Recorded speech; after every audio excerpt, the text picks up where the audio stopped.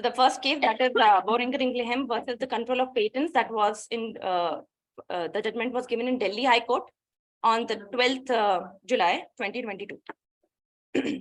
So the appellant here is Boehringer Ingelheim, and the defendant is the control of patents.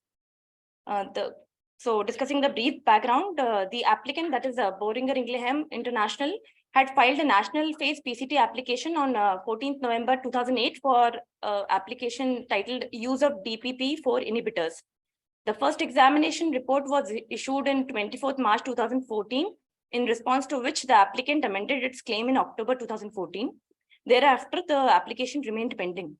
So in March 2015 and Feb 2016, the applicants filed two Form 13s seeking for further amendments, and later on they sought to convert the application into a divisional application, which was filed on 4th September 2017.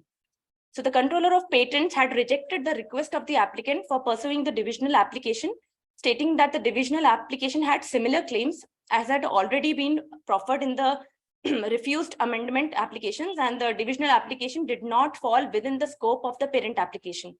So the order refusing the divisional application was appealed by Boehringer Ingelheim before the Delhi High Court. The case raises an important issue as to whether the divisional applications can be filed for claims when such claims were not part of the claims in the parent application. The court findings stated that the present appeal was a case where the patent applicant was seeking to file a divisional application to claim a monopoly in respect to DPP-4 inhibitors, which were originally not claimed in the parent application at all.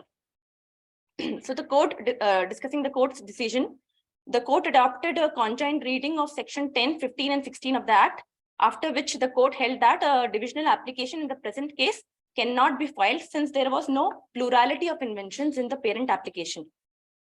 In the present case, the original DPP-4 inhibitors were arising out of Markush formula in various permutations and combinations, describing its use and method for treatment, which is only mentioned in the examples in the specification, and thus cannot be permitted to be claimed as separate product claims in a divisional application, as there were no product claims in the parent application.